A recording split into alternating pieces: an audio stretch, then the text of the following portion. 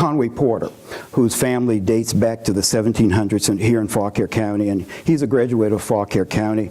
Conway will focus on the importance of education and give us information on the Rosenwald school system and also his experiences at the Rosenwald School. Just to give you a brief overview, if I gave you their whole resume, their whole bio, we would be here until 3 o'clock, but I'm just going to give you some of the important facts of how much they mean to me.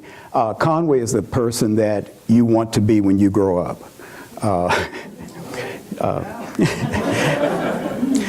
Then we'll have Dr. Ellsworth Weaver. Dr. Weaver is from Remington, Virginia, and he attended a Rosenwald school, and he graduated from Taylor High School. If I'm not mistaken, I think Dr. Weaver was in the first class of Taylor High School when it opened in 1952.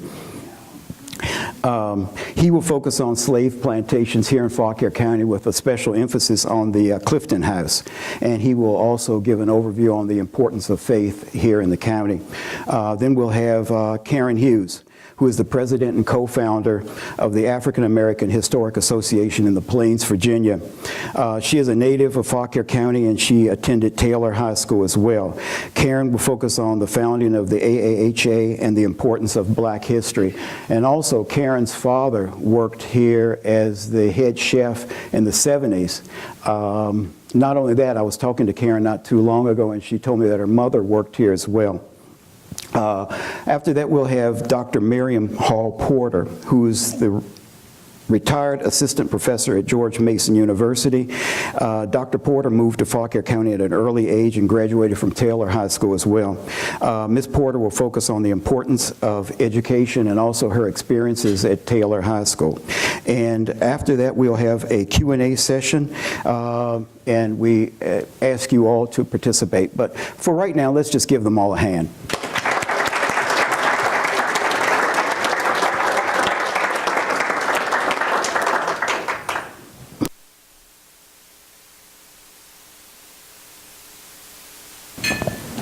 Good afternoon. Harriet Tubman, and I come here to tell you my story in my own words and in my own way.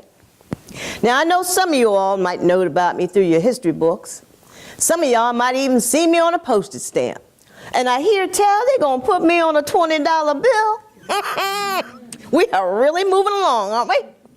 Well, my humble beginnings started around 1820.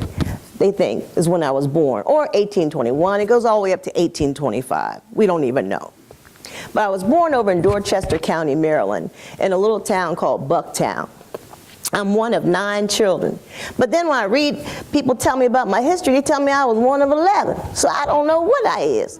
Because some of my sisters, in fact, there were 3 of them, they got sent down the river on the chain gang when I was a little girl. And at that time, I knew that I wanted to be free. I didn't want to be sent down the river on no chain gang. I didn't want any of that. So when I was born in a 1-room cabin, dirt floor, no window. And my mama was rich, and she worked for Mr. Broadus. My daddy worked for Mr. Thompson. His name was Ben Ross. My mama's name was Harriet Green. But when Mr. Broadus came in the cabin, and he looked down at me, and he told my mama, "Rit, that's about the ugliest little baby I'd ever seen." I'll tell you that. And that was like the beginning of all the things that were happening in my life. You see, at an early age, children could just play and play and play up to the age of 5. Once you become 5, you get farmed out to other plantations. That's how they would do it. But up until that point, we run and play. And when it was time to eat, they would put our food in a pig trough. Just like a long trough like that. Just put all the food in there like we were little piglets. But I tell you this, I might have been small, might have been ugly, but I was first to get my food. You hear what I say? So my first job wasn't a good job. It was one of these jobs where you got to do something that you don't know nothing about. They had me cleaning the house. Well, what I know about cleaning a house? I ain't got no furniture. Oh, we on a dirt floor. So I'm in there cleaning this house, dusting everything off like she said, and then I went to sweeping. Next thing I know, that dust was everywhere. And when Mrs. come in there and saw all that dirt, she got that whip and went to working on me something fierce. You hear what I'm saying? She beat me all across my neck, all down my back, like crisscrosses all over me. Oh, but I tell you this, I knew then that I was going to lay in my clothes. There wasn't nobody going to beat me again, or I ain't going to feel it. So, I was doing some other things in the house. I'm 5 years old and I got to keep the baby up, keep the baby from waking up Mrs.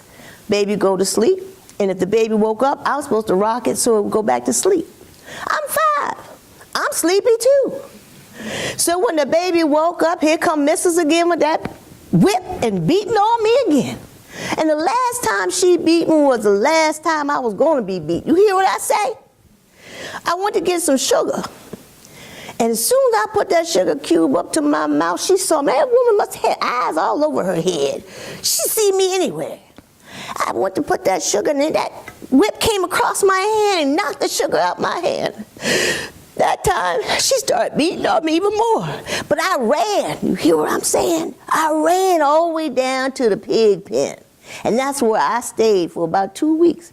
I was fighting that food with them little piglets, but I was trying to survive because I didn't want to get beat no more. When I come out after pretty near starved, they took me back home and my mama nursed me. Now moving right along, when I got to be about 12 years old, you all hear tell of me, Harriet Tubman having sleeping sickness. If you've heard of that, I'll tell you why. When I was about 12, it was corn shucking time. And all the slaves from other plantations would come over. And they would have the one with the prettiest voice stand up on the mound of corn and be singing to give us a rhythm to shucking corn. You know, everybody shucking. Well, I was watching, because I'm 12 and I'm nosy, I was watching this one slave who wasn't shucking no corn. He's just looking at overseer. I looked at overseer, I looked at him, I looked at overseer. Next thing you know, he took off and running. He was running, overseer was running behind him. Because it was corn shucking time, he didn't have his horse. He was running, everybody running, so as soon as I saw overseer running, I'm running behind overseer because I want to see what's going on. He ran into Bucktown, ran up into the general store.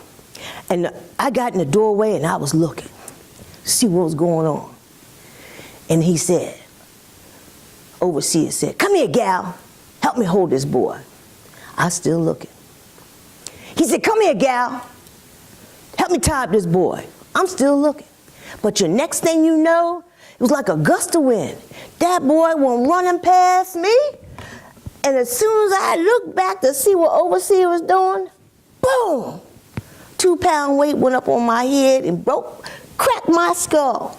About 2 months later, I'm waking up on the floor of my mama's cabin and bandages all over me. Here come Mr. Broadus again. Now what we gonna do with her? She ain't worth no money. What am I gonna do? So they sent me over to Mr. Thompson's plantation. That's where my daddy was working. He worked in the lumber yard. And I got to learn how to cut down trees, learn about the herbs in the woods, what to eat, what not to eat, all the survival skills. I was even able to ride the logs downriver to get them to get them at the trading place. I can't remember now. So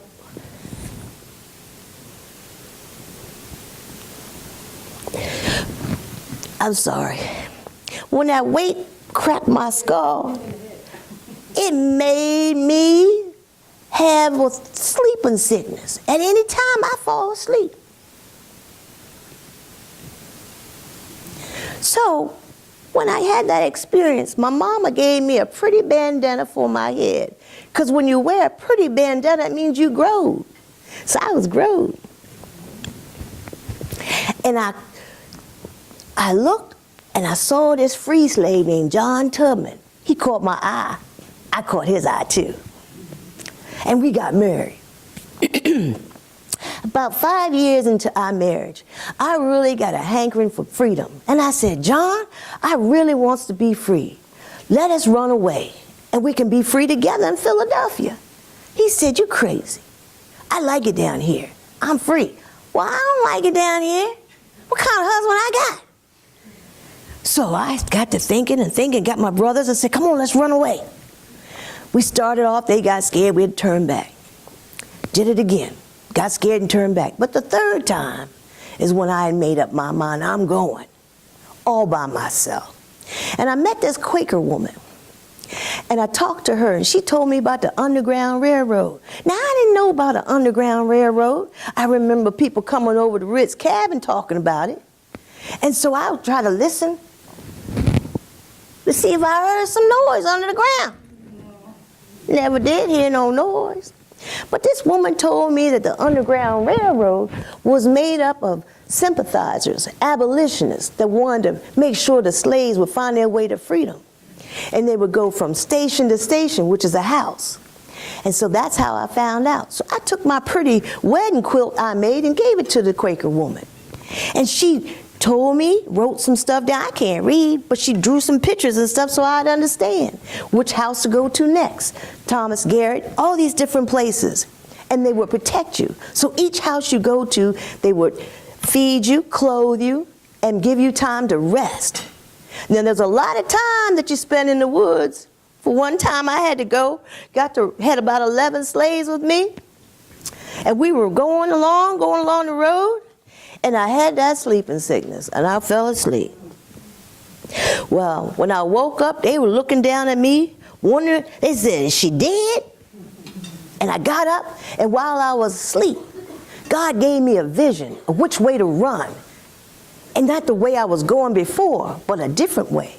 Because the slave catchers were on us, and they knew which way I was going. So I ran down through the woods another way, the way the Lord showed it to me. And we got down to the creek, and they said, we going in that water? I said, yes, we going in that water. I don't know how to swim. I said, we're going in that water. So everybody's lined up, but one wanted to turn around and run. And I'm going to tell you, I had to pull out my gun. Pulled out my gun, and I said, if you want to run back, I'm going to have to shoot you. Now, you either live with me or die here today. Well, that wasn't hard for him to figure out. So we went on in the water, and I stepped in the water, and the water was cold. I stepped in the water, and the water went up to my knees.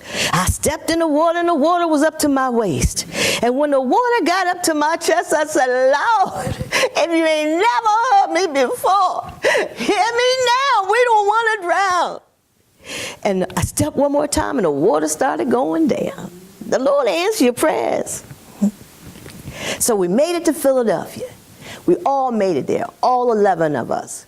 And it was a God-given gift for me to be able to go and make 19 trips back to Dorchester County to save my people, my brothers, my sisters, my 3 sisters' children that were left behind, save them, and even my own mama and my daddy. You hear what I say?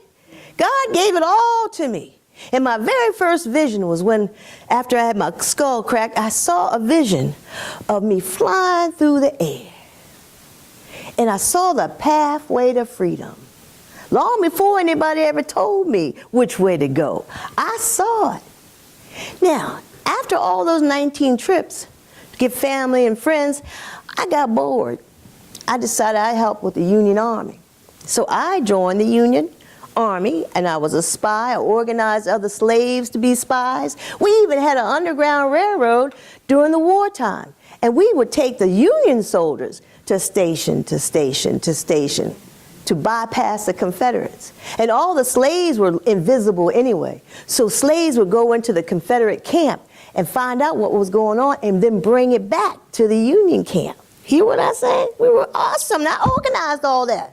It was me. They called me General Tubman. All right? Called me Moses when I was freeing the slaves.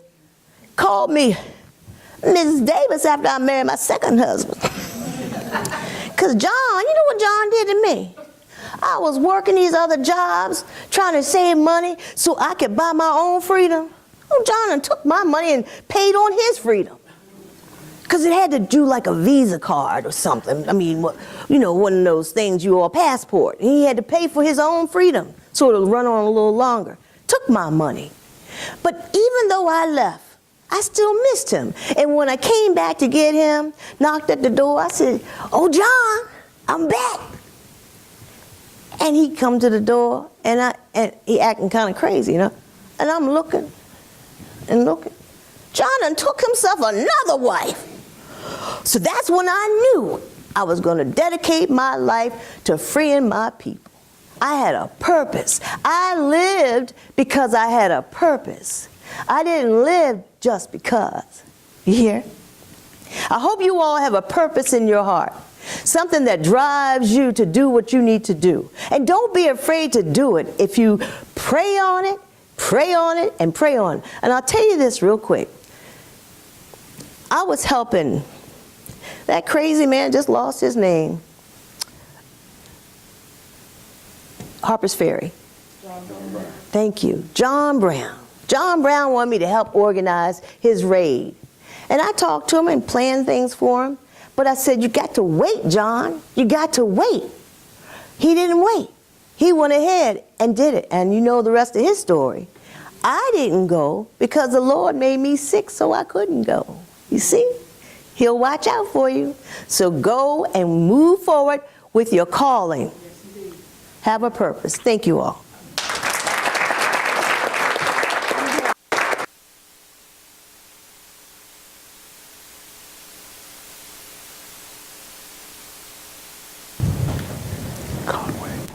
Conway.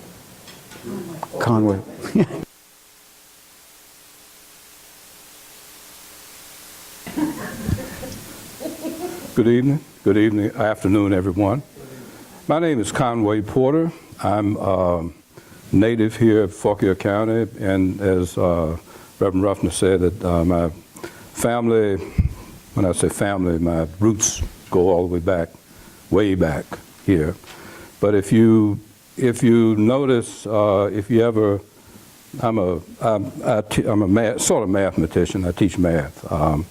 But if you've got 2 parents, 4 grandparents, 8 greats, 16. If you do that 20 times, you end up with 1 million people that, you know, that you're sort of related to, you know. So I guess everybody, at some point, we are all related. We are all related, we share, and really race, I'll get to Rosenwald in a minute, but really race is a construct, is a human construct, you know, something that we dreamed up in order to, you know, elevate ourselves and to denigrate other people. I mean, that's the way it goes. But we're all a species. We're all one.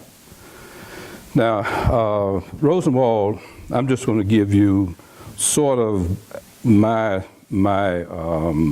thoughts on Rosenwald.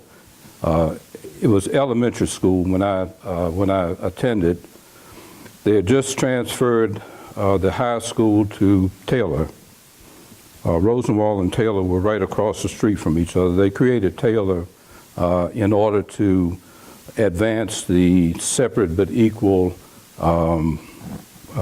Everybody understands separate but equal? You understand that? They created Taylor so that they would not have to integrate the high school, Warrenton High. And that lasted for a while, that lasted for a few years, and then they really had to integrate the county.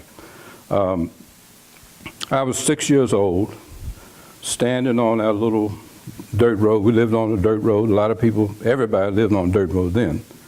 And you could tell somebody coming about 2 miles away because of the dust, you know. And we only had maybe 2 or 3 people every day, the mailman and the guy that picked up the milk and a couple other people.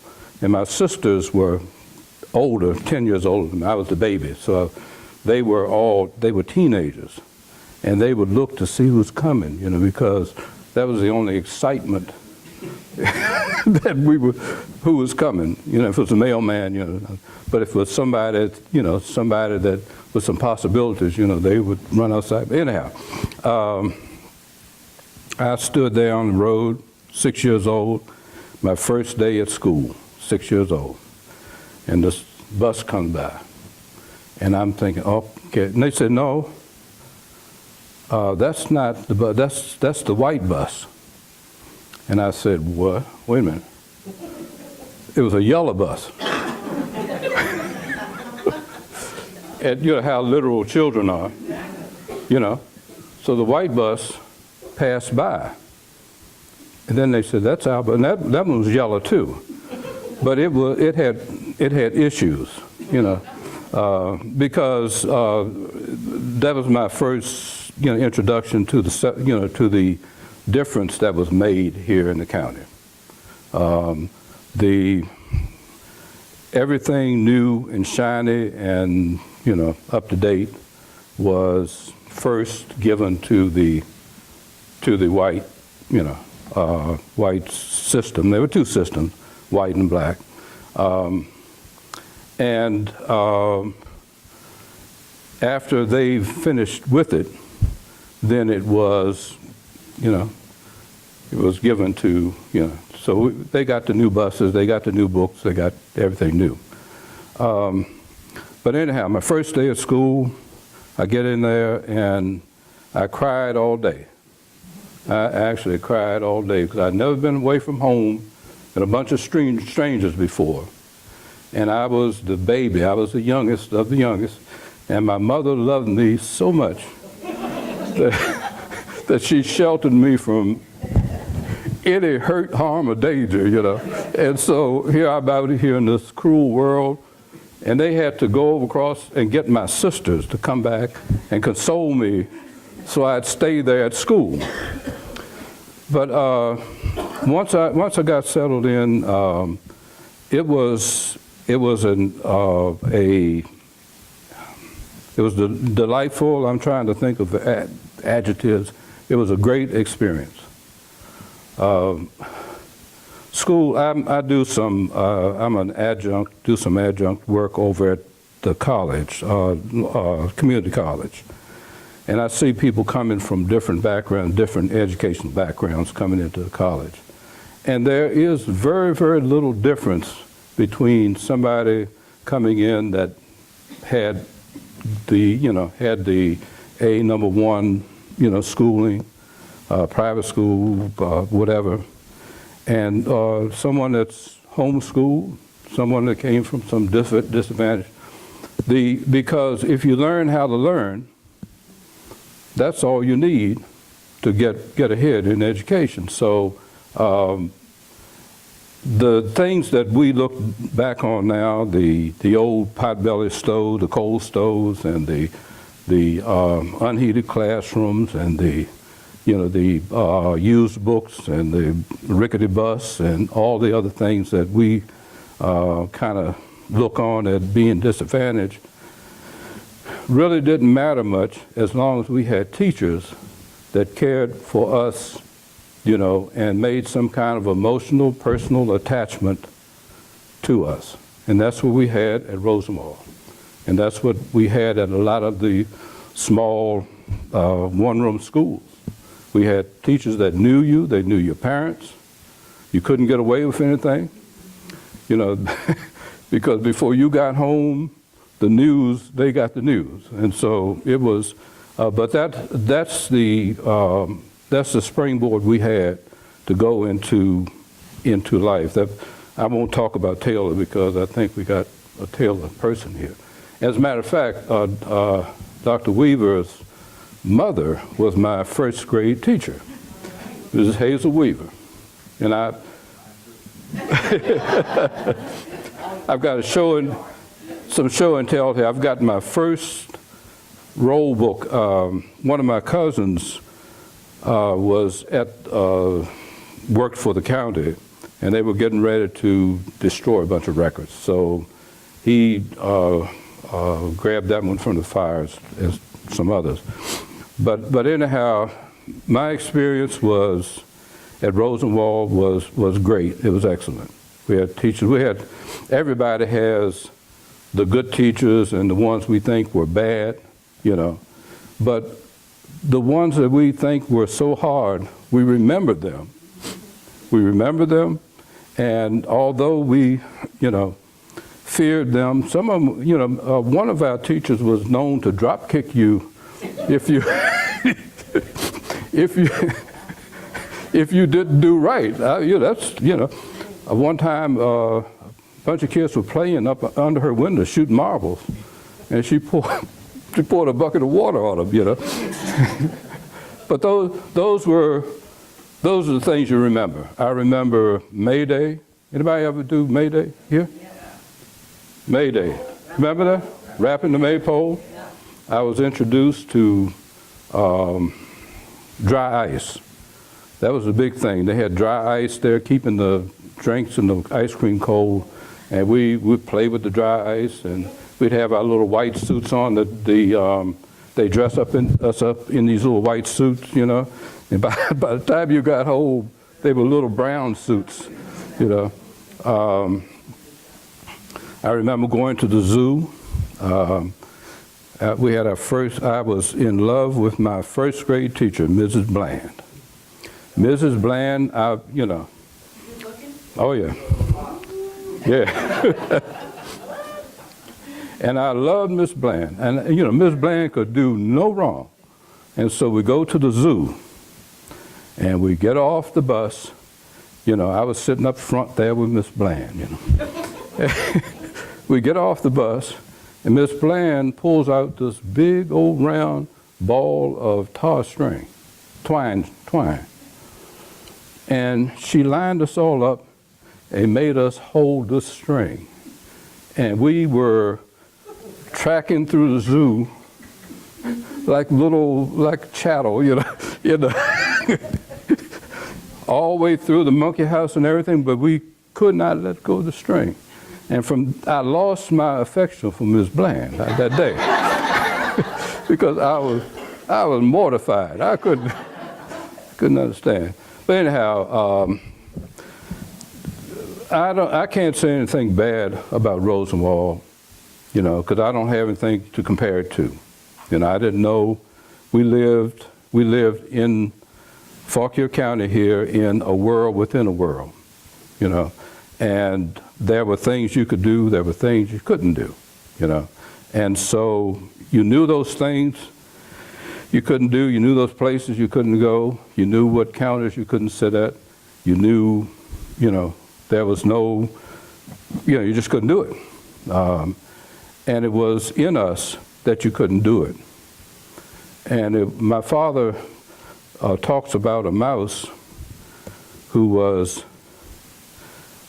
had tripped the trap, but the trap cut off the tip of his tail.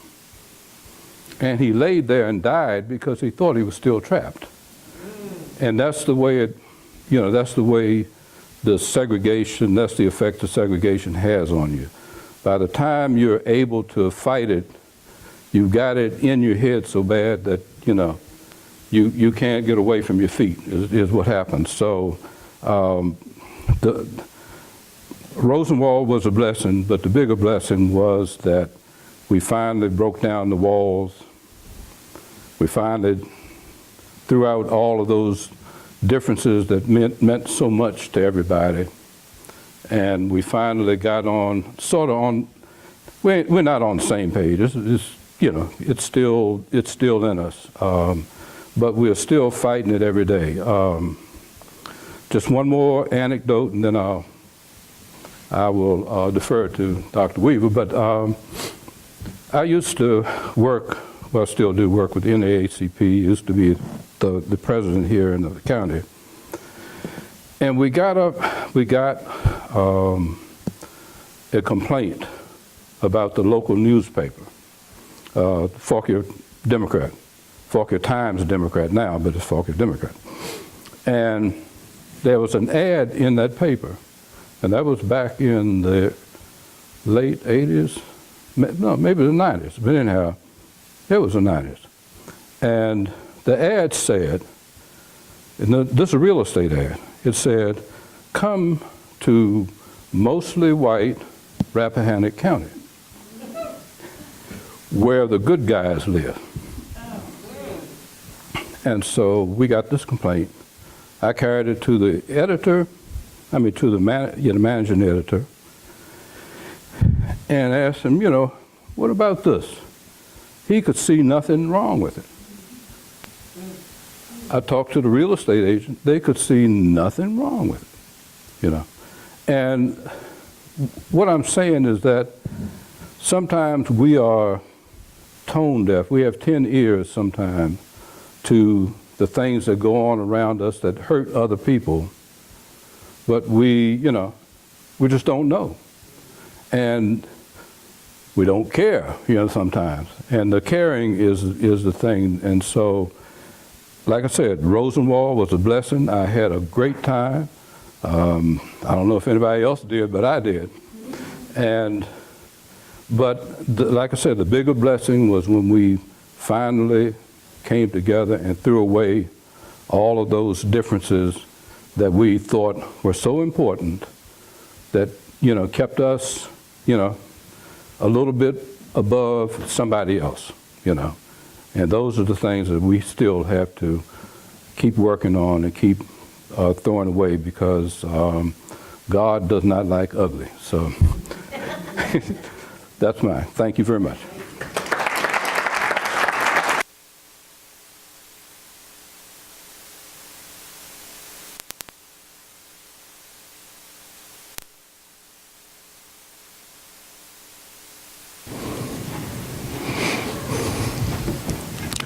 Good afternoon, everyone. My name is Ellsworth Weaver, and first of all, I consider it to be a great honor to be here this afternoon among all of you. And I hope that the few words that I'm going to share with you will have some enlightening memories, not necessarily memories from your part, but just to know what was going on. There's a saying, we can't change yesterday, but we can do something about tomorrow today. And I say that to say this: history is one of those things we cannot change. Maybe we could do it different in the future, and that depends on what we do today. And I want to talk to you for a few moments about slave dwellings. About 5 years ago or so, I became interested in the slave topic through the celebration of the 150th anniversary of the Emancipation Proclamation. It was during that time that here in the Remington area, we acknowledged that event, and we also formed, thanks to a lady by the name of Mrs. Ann Nelson and Sister Karen White, a choir that was known as the Riverbank Choir. This choir was sort of unique because it had never been organized. It was actually organized mostly on the banks of the Rappahannock River. And one of the things we did there was we recognized that 150 years ago, that there was a transition that took place between things that were happening in Culpeper County and things that were going to be happening in Fort Caire. You see, during this particular time of July and August was when a great battle of Brandy Station was taking place. Richmond was the capital of the Confederate Army, and Richmond and Washington was the capital of the Union Army. So the Rappahannock River sort of acted as a buffer between the two zones. It almost was like the Jordan River when the Israelites were going back to the Promised Land being freedom. There was so much fighting going on in the Culpeper Brandy Station area that some of the slaves but they did go from Culpeper, cross the Rappahannock into Fort Caire. And we were fortunate enough to have the names of over 150 slaves that crossed over from Culpeper into Fauquier. And that event caused me to open my eyes, remove those scales, and look at things from a different perspective as far as slavery was concerned. To see a group of people that had been, well, you know the story of slavery. It's not a pleasant thing. It's not a thing that I'm so proud to talk about. Even though I'm proud to talk about it, but I also have to remember there were consequences and there was suffering that took place. Being a slave was not an easy thing. Slaves were stripped of their character. They were remolded, refolded. In other words, it was almost like going through boot camp. You were made into something that someone else wanted you to be. But that didn't stop certain things from taking place in your mind. As I said, we can't change history. Unfortunately, here in America, we have a tendency to put the spotlight on good things. We put the spotlight on things that we think has appeal. But in the meantime, we might be sweeping some dirt under the carpet. We see pictures of great monuments, great homes, great greats and greats. Why? Because it looks good to someone who does not know the story. But you see, there's one more element here.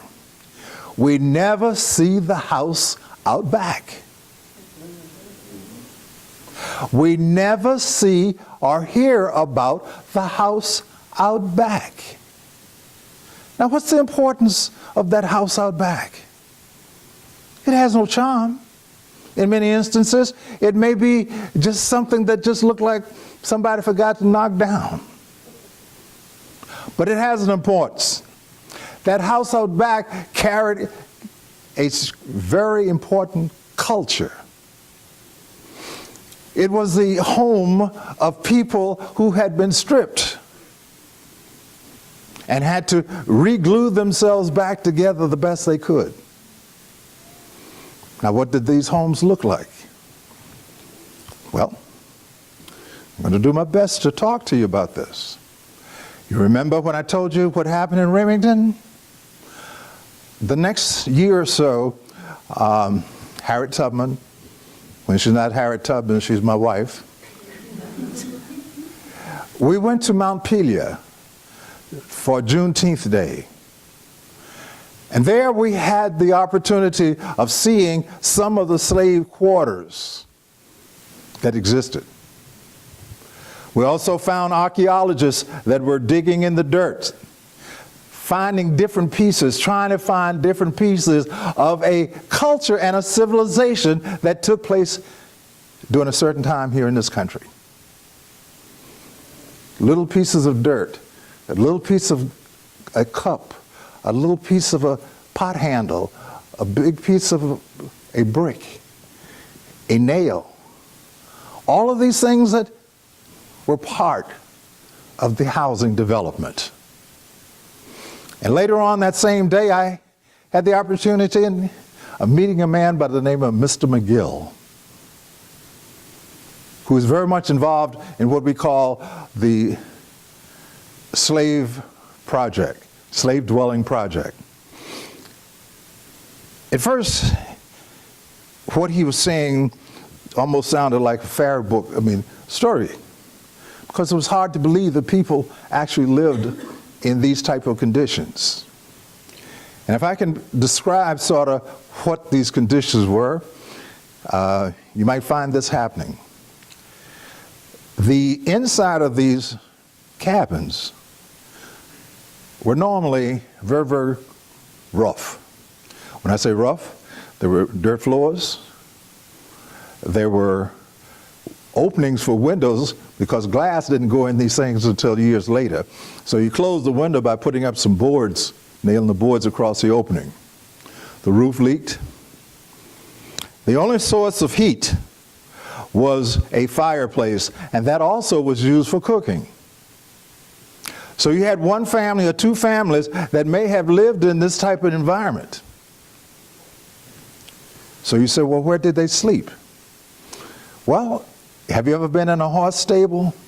You know, you have a stable, you have a stall, a stall, and a stall, and a stall. Well, these cabins may have been divided off into stalls.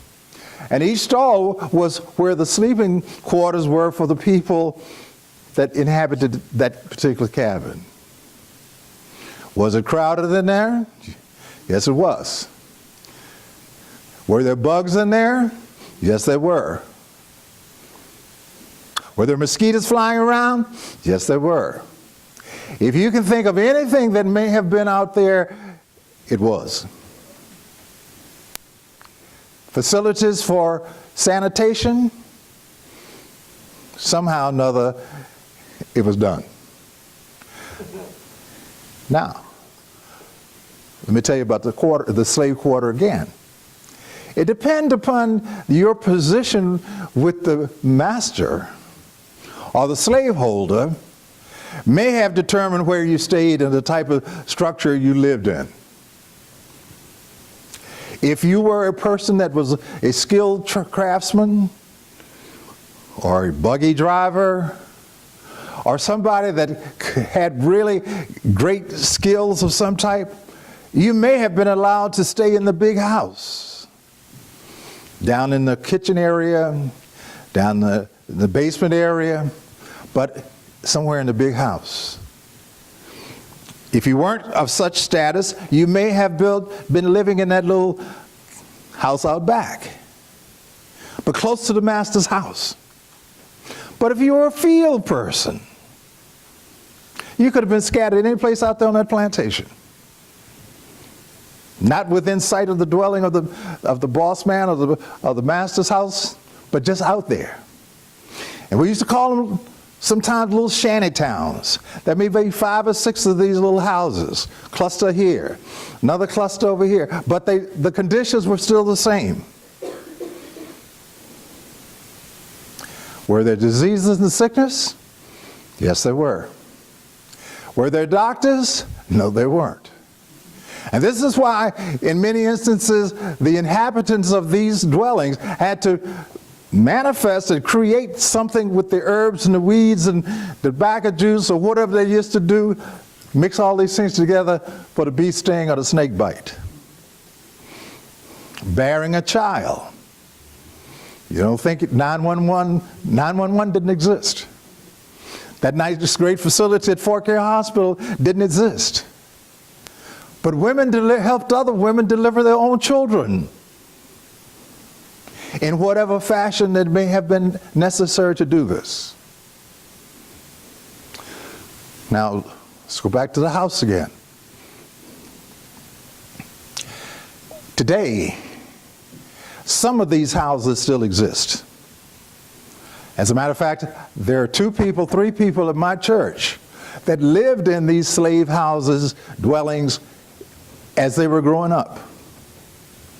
That's the only thing they ever knew. I knew of families that lived in these type of houses. Leaky roofs, poor insulation. The door stayed open. That was the only source of ventilation and air conditioning that the house had. And if you ever went to a Rosemont school in this county, I am very sure you know of families that lived in these type of conditions. That was home. That was the only thing they knew. Economically, they couldn't move into other places or afford to have other things. Remember when the slave was freed, many of them were confused as to what they were going to do. Now that I'm free, what am I going to do? Where am I going to go? So what happened? The familiar. They stayed where they were familiar as being, where they were familiar in being.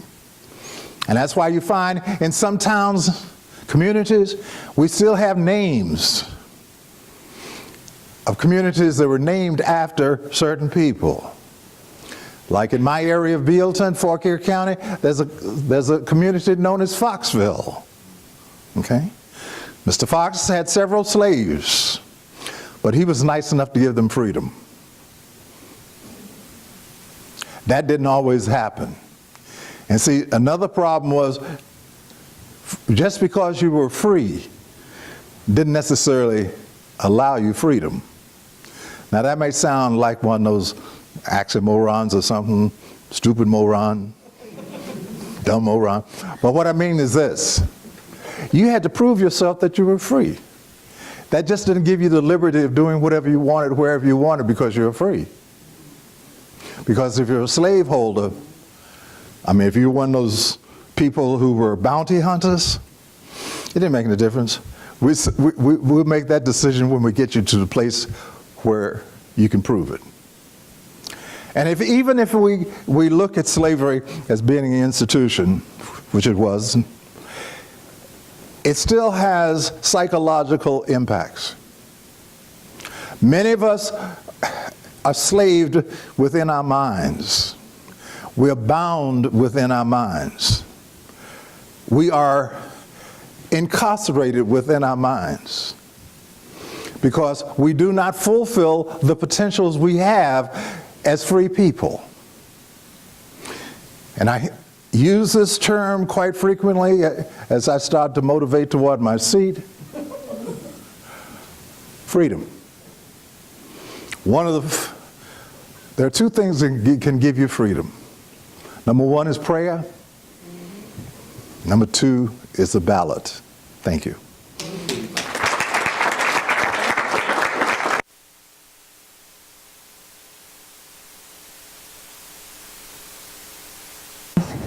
I'm not quite as young as the previous speakers, so I might have to cheat a little bit with some notes. I want to acknowledge being asked to come here by John Ruffner. I don't take it lightly. I hold Airlie in fond regards. As you mentioned, my mom and dad worked here. But not only my mom and dad, but many parents worked here. Airlie has been a friend to numerous people over the years. When I come out Airlie Road, one of the first things I notice is the rocks. So then my mind kind of rolls back and I think of Mr. Bub Lewis, Mr. Alexander Lewis, or I may be thinking about Aubrey Harris, people that were stonemasons that were living in Fauquier County that left a lasting legacy here. I think about my classmate, Lamar Rivas, and his mother, Mrs. Beulah Rivas, who worked at the kitchen beside my mom, and they became good friends, or Mrs. Grant, or Mrs. Logan. So many different things, or Mr. Willie King and his son Billy, Marion, and numerous other people. And John mentioned that he had worked here during the time frame in which my dad was here. So when my granddaughter Autumn took a position here, I was quite comfortable with that because that just seemed normal for me. But Airlie has a history of being a place where people found it comfortable to be able to come and to have meetings of progression. This is locally, national, and international at this facility. I happened to be reading a newspaper account back in 1963. Now this was just the other day. And what do I see? JFK called the journalist and they're going to meet at Airlie Foundation. You know, so you just find that there's still something going on. What year is this? 2019, between the White House and the journalist. But this was a different time frame in 1963. In 63, we're thinking about the civil rights movement. We're thinking about moving from segregation into integration. I am a product of that. I went to a one-room school that was not a Rosenwald school. I walked to the school with my dog Fuzzy. I was a little bit younger than my sister, so I walked with a neighbor who happened to be my cousin that I didn't realize was my cousin until I started doing genealogy. In the community of Morgantown, which is on Free State Road, I grew up with my grandmother and mother and father and siblings and everybody in the whole community. And right in that little heart, I was a tomboy, so to say. This is in quotes from the time frame in which I lived, okay? So I played softball, hardball, and any other kind of ball, climbed trees, and had a good time doing it all. Went to my one-room school. Then when I was in the 5th grade, I migrated over to Northwestern. We were going to be on a school bus, and we were going to have a school with running water and with a cafeteria. We got on the bus about 20 minutes of 7, and we reached school a few minutes before 9. And we went all over the upper end of Fauquier County. Steelhouse Hollow Farm and all, down to Sage, Beulah Barkham, all that whole area. But we arrived at Northwestern, which is now Claude Thompson. It's in Rectortown. So we did that, and then from that point in the 8th grade, when I got ready to leave Northwestern, we had our little graduation, and I think Daniel Green and I graduated and walked together. We marched through Northwestern's hall. And we had a choice as to whether or not we were going to go to Taylor or to Fauquier. Well, you know me, I'm the younger sister. I'm going where Ann went. So I went to Taylor. So I went to Taylor for 3 years. And then from that point, I was going into the 11th grade, and it was not a choice anymore. We were going to integrate Fauquier by region. So Fauquier was integrated by region throughout. I got on the bus about the same time, and I got to Fauquier about the same time. But this time, I was on an integrated bus, and it was a resistance, so to say. Today, the one thing that I constantly think about every time I hear of sensitivity training for kids when they lose a classmate or when something traumatic has happened, they have sensitivity training for the students, for the teachers, for the faculty, to kind of transition everybody into something new. We transitioned without any type of sensitivity training, and that was greatly needed from the principal on down to the students. So there was a lot of adjustments to be going on. And I thought it only happened when we fully integrated, because in my little mind, I could not understand what my classmates from Northwestern went through when they integrated 3 years prior to when I integrated. But doing an oral history project, I learned that it was not comfortable for them during that time frame because parents hadn't even been informed by their students, by their children, what they had gone through during that time frame. And in saying all of that, I applied to a nursing school in the District of Columbia, Hannah Harrison, which was by Julius Garfinkel, had put aside monies in his mother's name, and if you applied and if you were accepted, you were on a one-year scholarship. So I went there, was on a scholarship for practical nursing, and the only reason that happened is because my sister found out about the scholarship. She did the application process, I passed the test, and I got accepted. But during that whole time frame, I did not take advantage of the opportunities that were afforded to me. Because number one, I was sheltered, and if you think Conway's mother was strict, or having spoiled and kept a child close, Mama kept her babies closer. And we were not allowed to go a lot of different places. So I took advantage of that freedom when I was at high school. So I was out there doing any and everything I was big enough to do except for study, or to do the best that I could. So that's just the truth, and that's how it was. So when I got married and had children, and fast forward 10, 15 years, during my second marriage, it was Here's mine, ours, okay, in this household, and I'm not equipped. I needed sensitivity training for this, but I was not equipped for this. So I needed a hobby, so I started doing my genealogy. And doing my genealogy, I started learning about African American history. I started learning about who I was. I went to that one-room school, and in that one-room school, I had 4th grade history. So I knew all about Captain John Smith, Pocahontas, Sir Walter Raleigh. But when I look in the mirror, I didn't see anything or anybody that looked like me that I could relate to. However, my 1st grade teacher taught us Negro spirituals. And to this day, they happen to be my favorite songs. But I did not relate that to African American history, Negro History Week, or anything else. But I do remember Negro History Week, and I remember a special coming on TV, and it was Harriet Tubman. The only problem was it was a 2-part series. So, and it came on Sunday night at 7:30. I was on pins and needles for this to come on. And don't you know, the first episode ended when Harriet was hit in the head and when she fell out. So I had to wait a whole week for the next episode to come on. So at that point, I don't know whether that's when I fell in love with African American history or whether it was my 1st grade teacher, my introduction with the Negro spirituals. I never thought about it. But once I started doing genealogy, all of this started coming back in my mind. Okay, where did all of this come from? Why am I so intrigued with this history?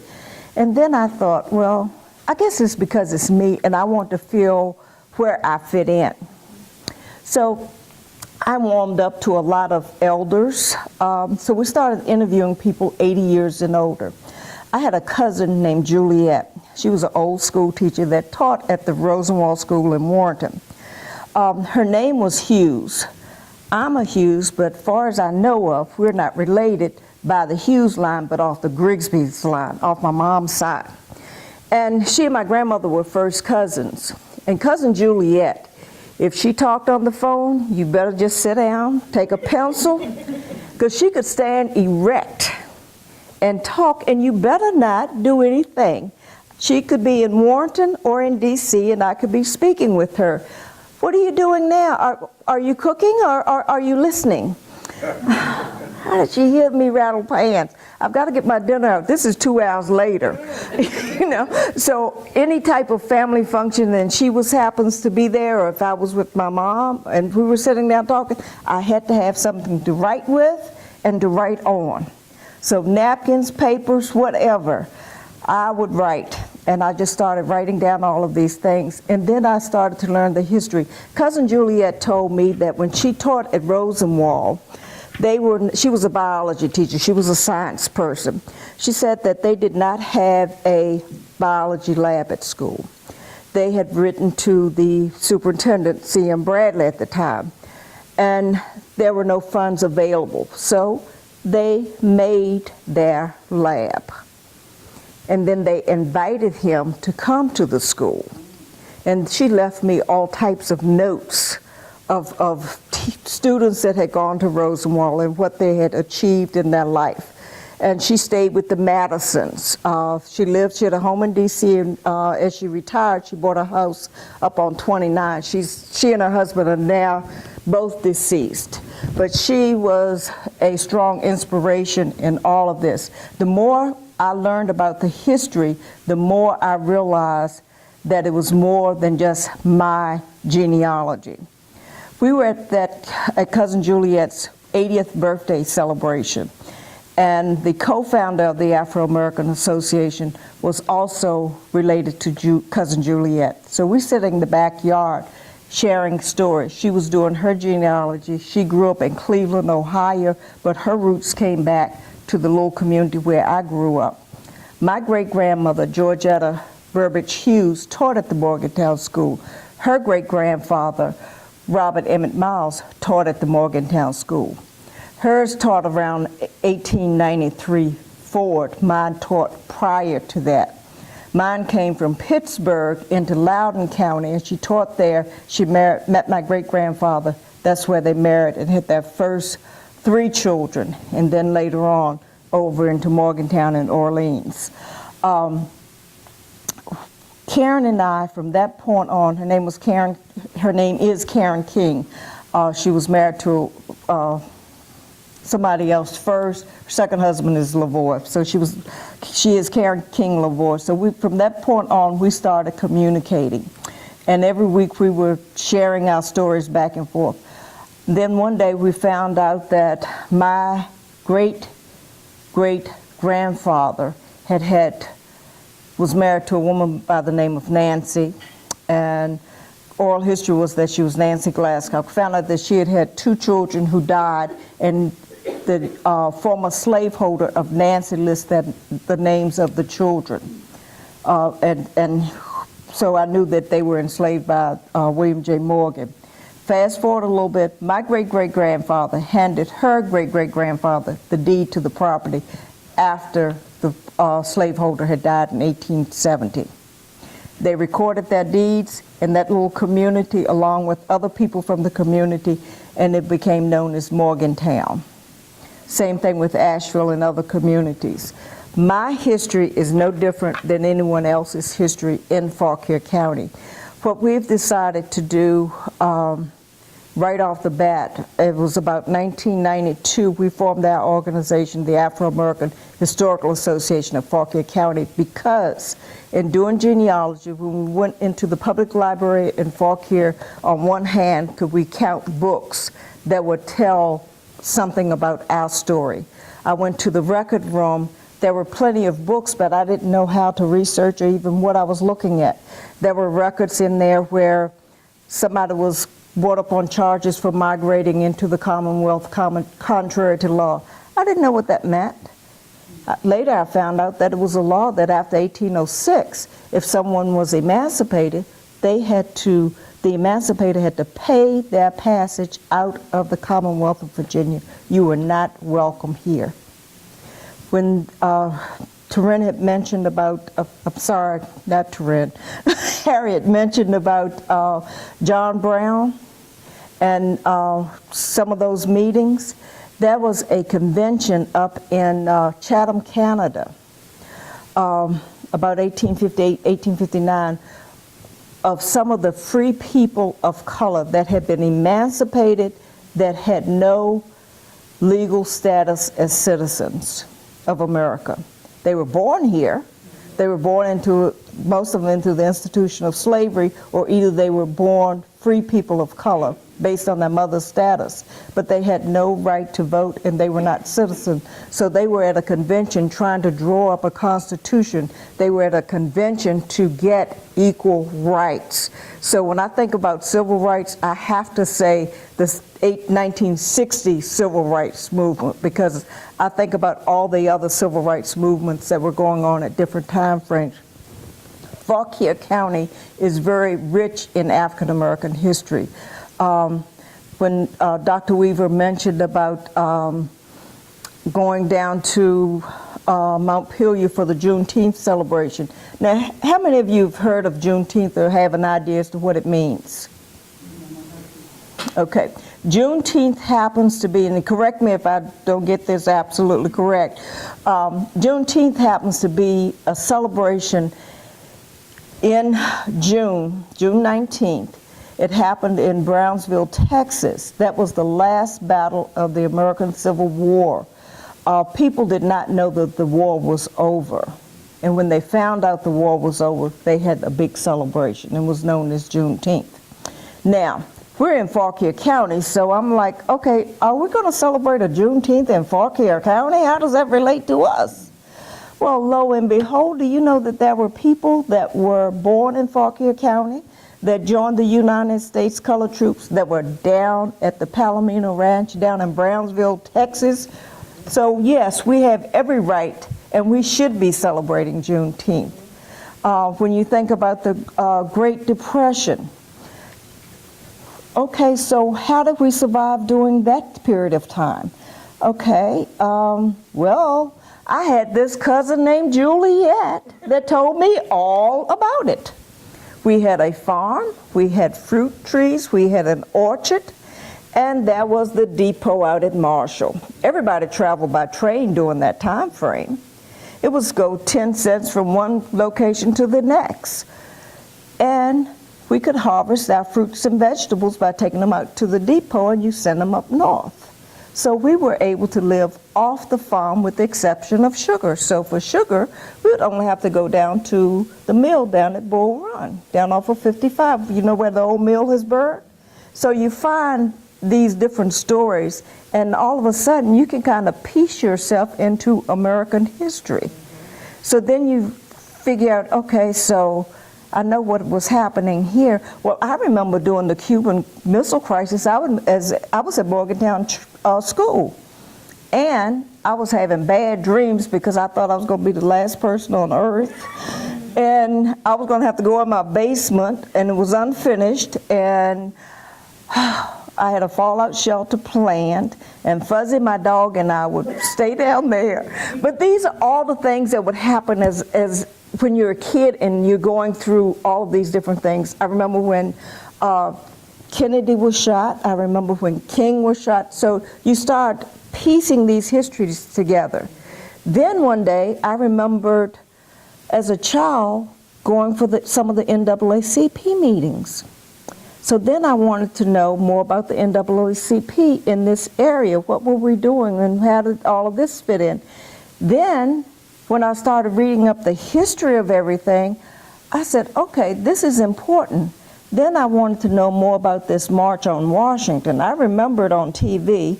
I remember Abernathy and all of them with those sweatpants, those bib overalls on and everything. So you started to look at all of this, but you want to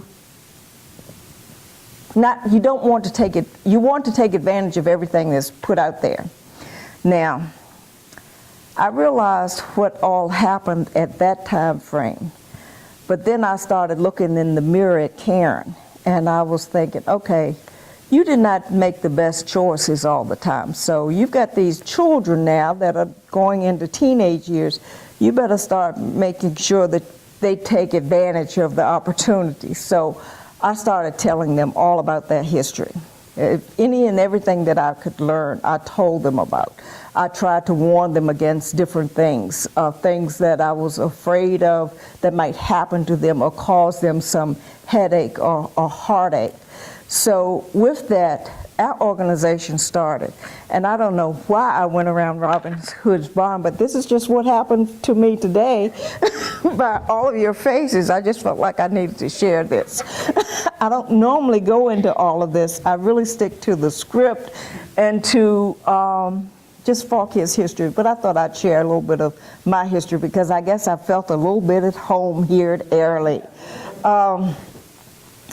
The organization itself, the Afro-American Historical Association, known as AAHA, is open on Tuesdays and Wednesdays. We're open from 10 to 3, but other times by appointment. So we encourage any and everyone to come. It is not just African American history, it is American history. And what we do is we have it, the museum is sort of set up in a mini timeline that take for granted. Don't take it for granted. Just know that it's on a shoestring budget, okay? So we have it set up in a timeline of history. We start with Africa, and we walk around. We go into Jamestown. We look at the Native American presence in Fauquier, though, and then we walk along Footprints to Freedom. We see what people were doing in Fauquier County during this time frame. We see that there was a proclamation by Lord Dunmore stating that if you were enslaved and you wanted to fight for the British, join us and we will give you freedom. We found that there were General Washington who said that, okay, well, if you're going to fight, you could be our spy. And the master spy was James Armistead Lafayette, who gained his freedom, who helped win the American Revolution by giving bogus information to Cornwallis. And when Cornwallis surrendered, who was in the camp? James Armistead Lafayette. And the Marquis de Lafayette testified on his behalf. So he could gain his freedom because he committed the meritorious act or deed. He could also gain a pension, and the Marquis had to testify because a poor man of color could not testify. You had to have a white person testify on your behalf. So the Marquis de Lafayette did just that. So we went down to Richmond and pulled James, the Master Spy's records. So we have a copy of those there. At AAHA, we have a small museum set up in a timeline of history. We highlight the different themes of history. So we look at freedom from England, freedom from the institution of slavery. We look at Reconstruction and then the African American communities. We look at the schools, the churches, and the families, the community. We look at Jim Crow and the negative imaging. Right now, if you cut the TV on, I'm sure you'll hear something about blackface. Well, we have images of Jolson and black memorabilia there, as well as some very harsh imagery there. But we also highlight the Harlem Renaissance, Taylor High School, as well as blacks in the military and some civil rights there in the museum. Upstairs in the archives, we can do all types of genealogy. We utilize a lot of online, but more than anything, our references come from primary source documents within family homes and within the courthouses, as well as U.S. Census and vital records and things of that nature. We do research for people that own landmarks, historic sites, plantation houses that are now wanting to learn more about the entire story of a site, where they want to find out about that little house out back and who those inhabitants were and who helped build this big house, who supported all the dependencies of the big house. So we do that research, and we have a lot of that research. So that's some of the things that we do. But we research that Underground Railroad through Fauquier County. We want to learn more about those people that resisted the institution of slavery. We've done that by documenting the runaway ads and the advertisements for people that were enslaved here in Fauquier County. But that's not the only type of resistance we found in Fauquier County. People learned how to read and write contrary to law. If you could read or write, you could forge a pass. And what would you need a pass for? If you were free, you had to have a pass. To drive a car, you need a license, right? To walk on foot, you had to have a pass. And that pass would give your age, your name, and a physical description, and how you gained your freedom. And someone would have to testify as to how you gained your freedom. Fauquier County's Free Negro Register lists 843 people's names. Some of those names are repeat names, and sometimes it's one woman listing herself 3 different times when she remarried and when her body shape or figure changed. Because your past had to look like you. You get a repeat driver's license every so often. I mean, my hair was black and long at one time. You know, it happens. It's aging. And many times parents are registering their children. Well, that's good when they're babies, but what about when it's time for them to go to work? That past had to mimic them.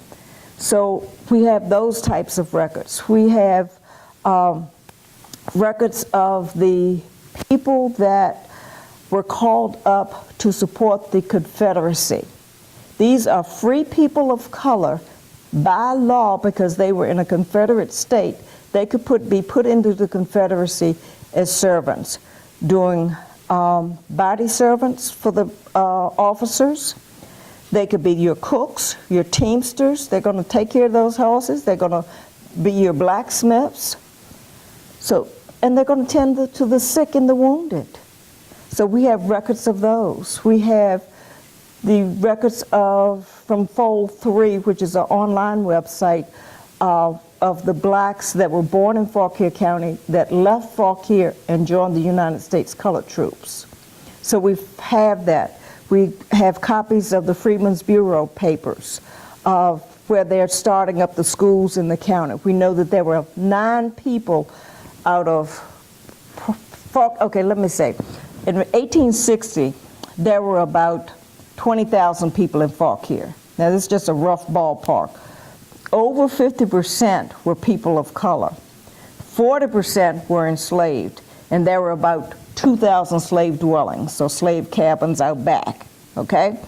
And let's say 1,000 people here were free. And let's say that about 300 or so were free men of color between the ages of 18 and 45, so they could be put into the Confederacy. So we have a listing of 45 of those men named that we know worked on the Rappahannock station over there in Culpeper to support that cause over there. So when the water on the Rappahannock River, as people were crossing, they could board that up, but they also dug entrenchments down there in Manassas. And when they crossed Cowles Ford, they were crossing to freedom because they left and followed the Union Army from Culpeper into Fauquier County as contraband of war. So there's a lot of history, and we can walk you through Fauquier's history, where it's looking at all of the people and not just one group. Your history becomes richer when you know the whole story. When you start pulling in all the different stories, then you can understand how we work together or how we pulled apart, but how we are where we are today. So having said all that, I guess I'll sit down.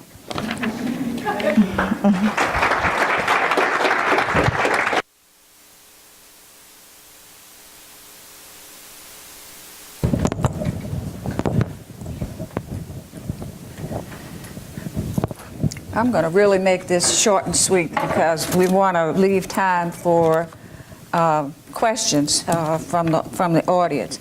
I'm Miriam Porter, and I am a product of the schools in Fauquier County. I went to one of those one-room schools in the Plains. It was called Foster Hill Elementary School.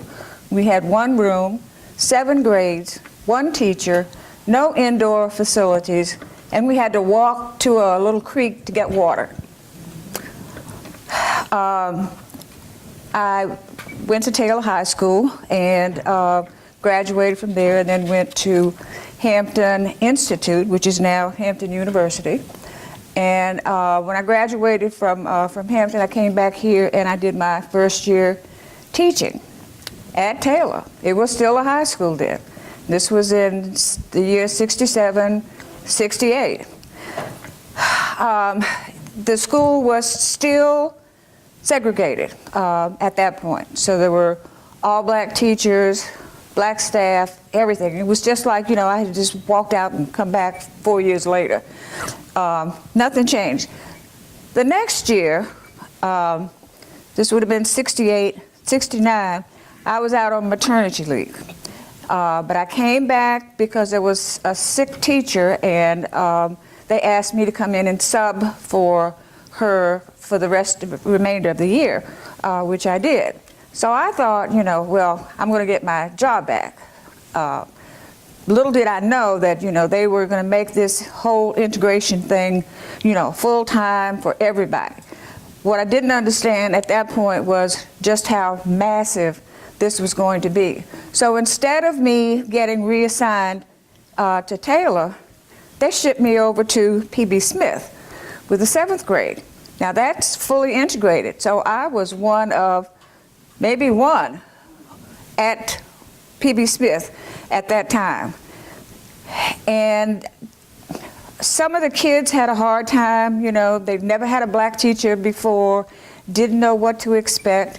And some of the teachers there had never worked with a black person before, except, cleaning their house or cooking or something like that. So this is a whole new kind of relationship. And some of them were a little antsy about it. And I can remember thinking, okay, you can kill more people with kindness than you can with anything else. And so, I would go in bright and cheery and, good morning, good morning, good morning. And sometimes, nobody said anything to me. And I'm thinking, years later in another situation, I could be walking down the hall and I would say good morning and nobody would say anything, and I turn around and say, did I say good morning or did I just think I said good morning? But anyway, this one teacher at PB Smith came up to me after school one day and she said, if you think I'm going to invite you to my house because you say good morning to me and you're nice, she said, you're sadly mistaken because I don't have colored people in my house. I said, well, good for you, because I don't really want to go to your house. I had played in the big house on the farm where my daddy worked in the plains.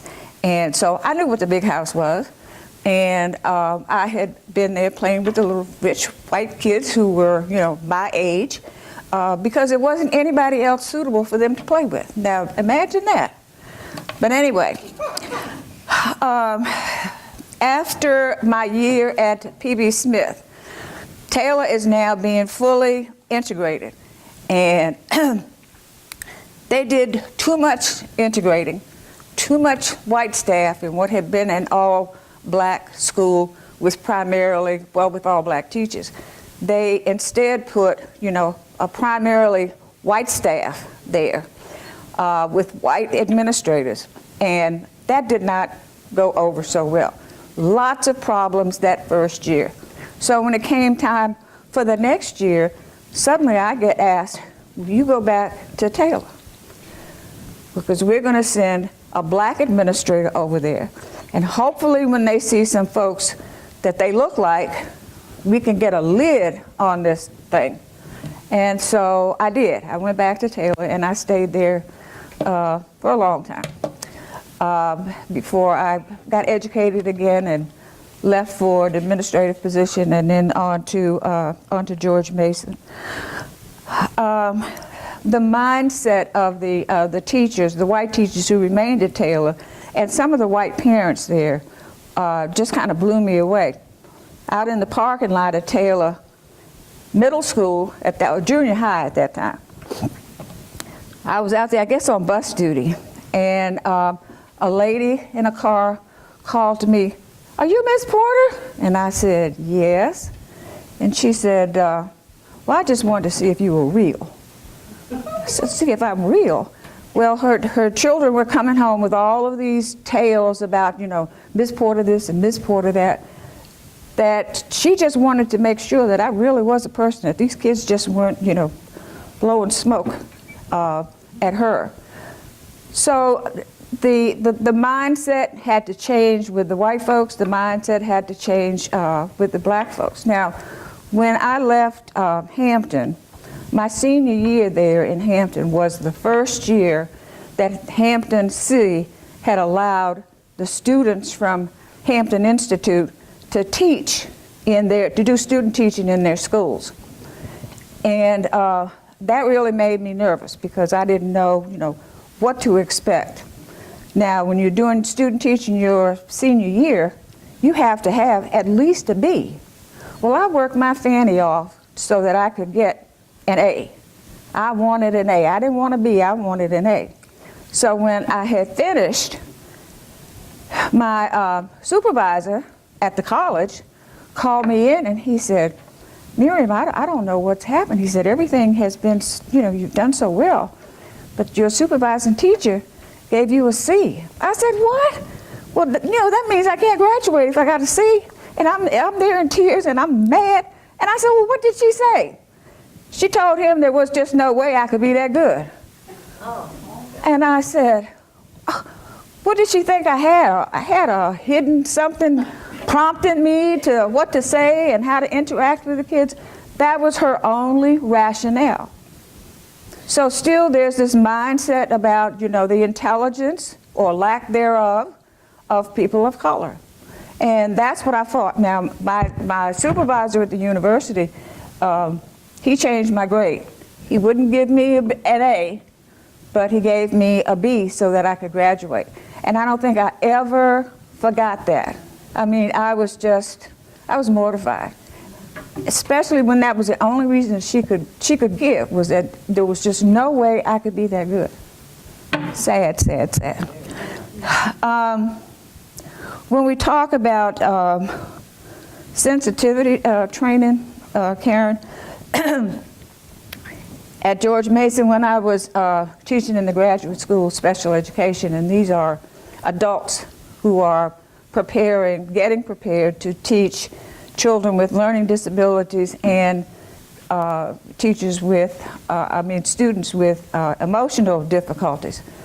Thank you, my throat is getting dry. Appreciate that. And one night at class, several teachers came in and they were all complaining about what a tough day they had had at school. And I said, well, tell me about it, you know. Well, I got these 10 kids. I've got 2 aides, because these are kids with special needs. I mean, really special needs. And I just could not get anything done. And I said, well, you know, when you've got a bad situation, let me describe what a really bad teaching situation is. A bad teaching situation is a one-room school, 7 grades, 1 teacher, no aides, no indoor plumbing. That's a bad situation for trying to teach somebody. And you're complaining because you got 10 kids, that was the maximum. You have 2 aides helping you with those kids, and yet you still can't handle it. So I said, you know, you either need to buck up to this or you need to find another profession, because that's what this is all about. All in all, you know, I loved my job. I still regret, I don't regret, because I like sleeping late in the mornings, retiring. That's great. But I do miss the kids. And I don't have any regrets about the experiences that I had. I think they helped me to grow.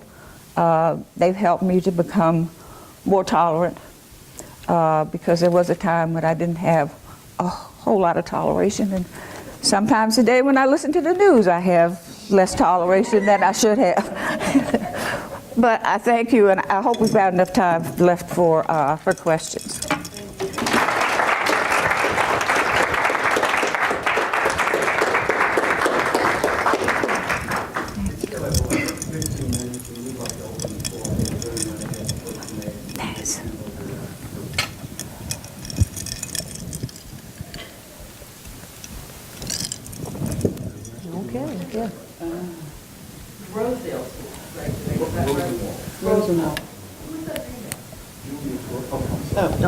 Good, John. Go ahead, Go, John. Go, John, go. Yeah. Go ahead. Jewish man. He was a Jew.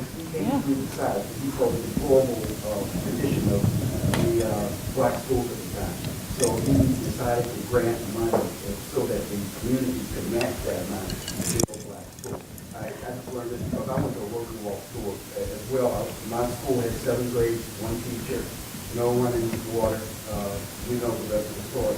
I think someone said they had a creek by the school. Oh, it wasn't by the school. We had to walk a little way. Oh, you know.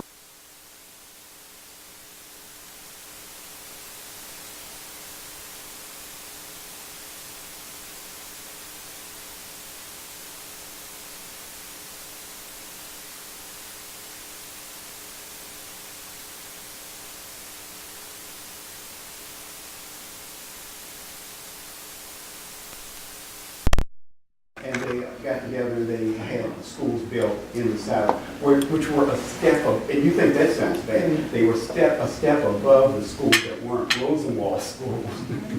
I have a picture, in fact, in my phone, of the school in Remington before the Rosenwald school came. I have that school along with the picture of the Rosenwald school. So if anyone wants to see a picture of the Rosenwald school, just see me, I'll show you a picture of the school where I went. But that was Julius Rosenwald. I don't know if you all have more to add. I know there's one that's still standing. That's a Scrabble school in Rappahannock County. And what I was just telling them was Washington, am I saying this right? George Washington Carver, right? School. They just in Culpeper County is really exciting. The county gave them money to renovate their school, and they actually had this amazing school built. And it's a long story. They have a little museum now that's in their library. But the wonderful thing about it is that one of the stories was that when they had this great school built, and it was for Madison, Rappahannock, and Culpeper, and Orange, I think, 4 counties, I think, which is hard to believe. Can you imagine 4 counties building a school together? Doing anything together? Anyway, they said that the kids in Culpeper, the people in Culpeper got so ticked off they had to build them a new school too. Because it was like the state of the art. It was a really nice school. But they're fixing up their school, and it's very exciting. They have a museum now, and it's so exciting because in 1969, I'm from Fredericksburg, and that's when Walker Grant had to integrate. And they came to our school, and my heart was broken for these kids, because if you all remember how much high school meant to you, it was your whole world. Can you imagine your entire world just like disappearing over the summer, and suddenly all your officers, all your cheerleaders, all your people that are the hierarchy that's all been set up, it's gone. Gone. And you're going into a whole new place. It was amazing. I mean, it was so hard. I think we did an okay job in Fredericksburg, but it was tough.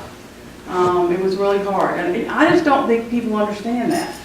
You know, how you, overnight, I mean, literally. Can you imagine that? Any of you? See, and that's what, I'm going to start on my soapbox, I'm sorry. One of my problems is this. I am not an African American, okay? Really? No, I'm not. I feel like, and this is all I'm saying, if I was, I'd probably be in jail, okay? Because I would have gotten really ticked off. But except for I've been going to church and I've been all right. All right. So, but one of the things that's hard for me is I remember when I was a little girl in Fredericksburg going to the Leggett's, and there was a colored water fountain and a white water fountain. And the colored water fountain was this white ceramic water fountain off the wall, and the white water fountain was electric water fountain with ice cold water. And I remember that so distinctly. And I remember how my mother having to explain to me why this was that way. And I'm a Episcopal minister's daughter. My father worked for the civil rights and did all kinds of things in Fredericksburg, almost lost his church.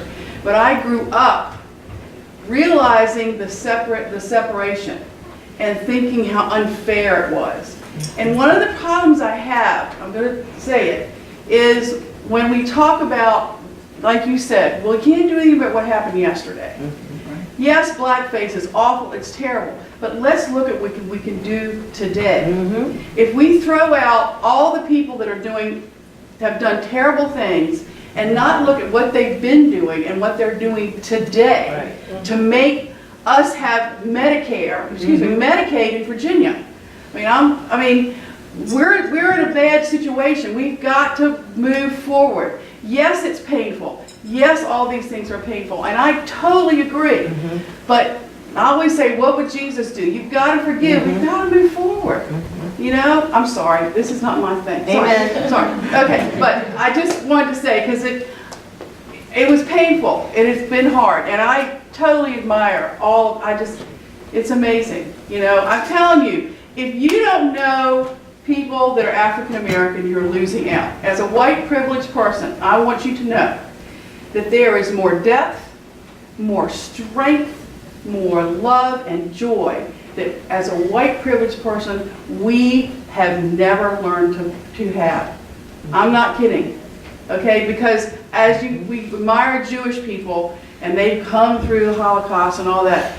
The African Americans in our country have so much depth.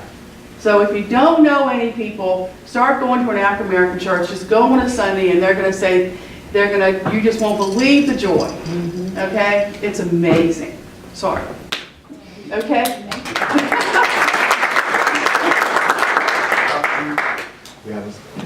I was going to say one more thing.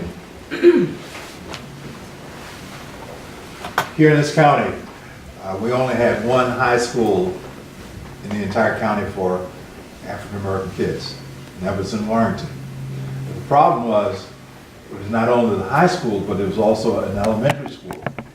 So when you started Rosenwald, like Conway was talking about, you started in the first grade, and you went through to the 11th. that time, the 12th grade was not part of the education system. The problem was we did not have enough facilities for all of the black students in Fauquier County.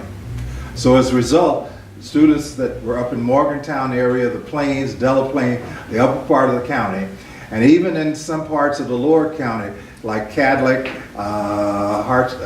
Bristersburg, those students went to Jenny Dean, Manassas Regional High School in Manassas. Manassas school had dormitories.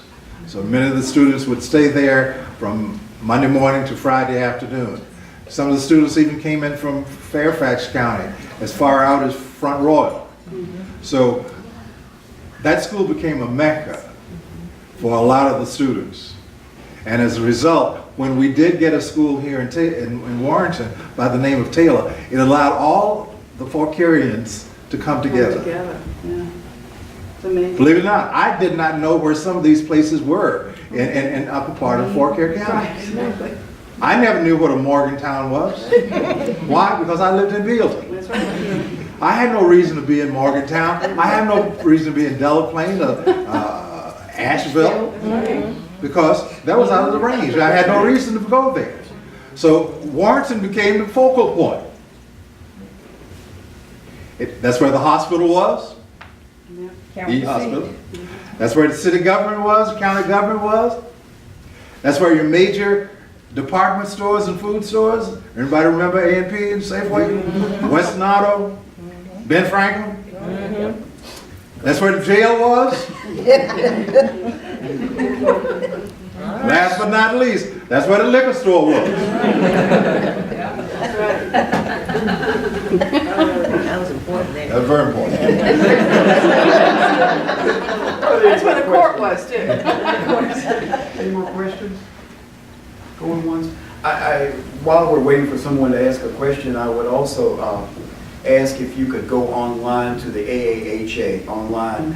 I went, I contacted Karen, and I started going around the archives, and I got lost in there. It is great. I would ask each one of you, go in. You can just type in one name. I mean, you come up with anything in Fauquier County.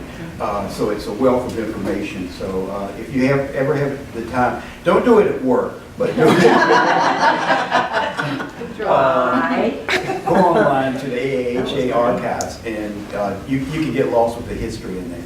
Are there any questions? We still have a few minutes.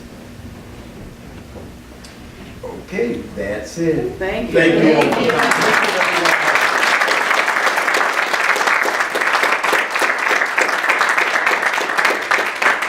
Thank you very much. Thank you.